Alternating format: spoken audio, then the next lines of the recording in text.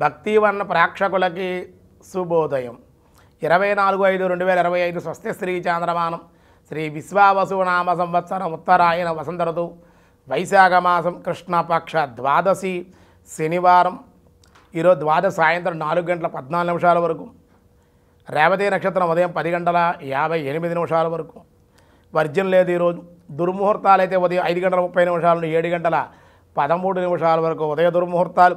సూర్యోదయం 5:30, సూర్యాస్తమయం 6:21. అమృత గడియలు ఉదయం 8:43 నుండి 10:13 వరకు అమృత గడియలు. రాహుకాలం ఉదయం 9 నుండి 10:30 వరకు రాహుకాలం. శుభ సమయం ఉదయం 7:45 నుండి 8:10 వరకు, సాయంకాలం 3 నుండి 4:40 వరకు శుభకాలం. ఆయుష్మాన్ యోగం మధ్యాహ్నం 12:39, తైతులకరణం సాయంత్రం 4:14, గరంజి తెల్లవారుజామున 5:01. అలాగే ఈరోజు దినారంభ చక్రాల్లో మేషరాశి వారికి ఇంటా బయట గుర్తింపు, గౌరవము, సన్మానాలు, భోజన సౌఖ్యం. వృషభ రాశి అధికంగా ఖర్చులు ఉండే అవకాశాలు ఉంటాయి. అనుకోని చెడు స్నేహితుల వల్ల ఇబ్బందులు ఉండే అవకాశం, బద్ధకం కూడా ఎక్కువగా ఉండే అవకాశాలు ఉన్నాయి. మిథున రాశి ఈరోజు మీ మాటకు ఎదురు లేకుండా ఉంటుంది. అనుకున్న పనులు అనుకుంటూ అరుగుతాయి. అన్ని రకాలుగా విజయం కలుగుతుంది. దైవబలం ఉంది. దేవాలయ దర్శనాలు ఉన్నాయి. అనుకున్న పనులన్నీ పూర్తయ్యే అవకాశం. కర్కాటక రాశి నూతనమైన వస్త్రప్రాప్తి, బంధు సంఘం ఉండే అవకాశాలు ఉన్నాయి.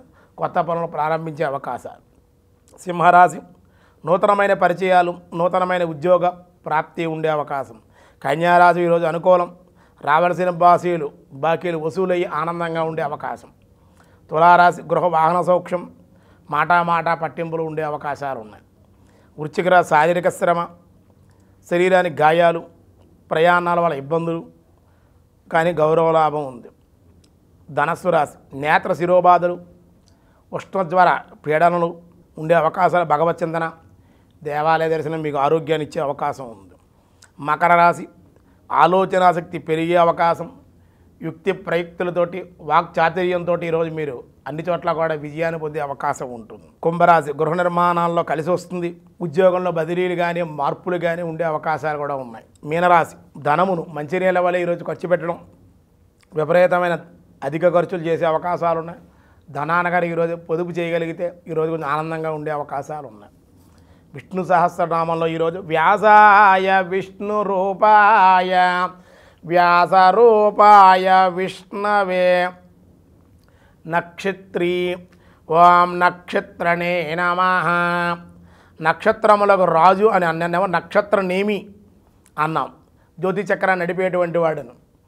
ఈవేళ నక్షత్రి అనే నక్షత్రాలను రాజు అంటే చంద్రుడు అని అర్థం. నక్షత్రాణం మహంశసి అని భగవద్గీతలో చెప్పినట్లుగా, నక్షత్రాణం మహంశసి నక్షత్రాల్లో నేను చంద్రుడిని అంటే చంద్రుడు కూడా పరమాత్మ స్వరూపం. ఒక కన్ను సూర్యుడైతే పరమాత్మ ఒక కన్ను చంద్రుడు అన్నమాట. ఆయన కన్నులేవి. కావున నక్షత్రేని అర్చనీయుడయ్యాడు. లోకాలలో చంద్రుడు చల్లదనాన్నిచ్చేవాడు. భగవంతుడు తప్త హృదయములను చల్లదనమును శాంతిని ప్రసాదించేవాడని భావార్థంగా చెప్పారు. మిగతా విషయాలు రేపు చూద్దాం. ఈరోజు స్వస్తి.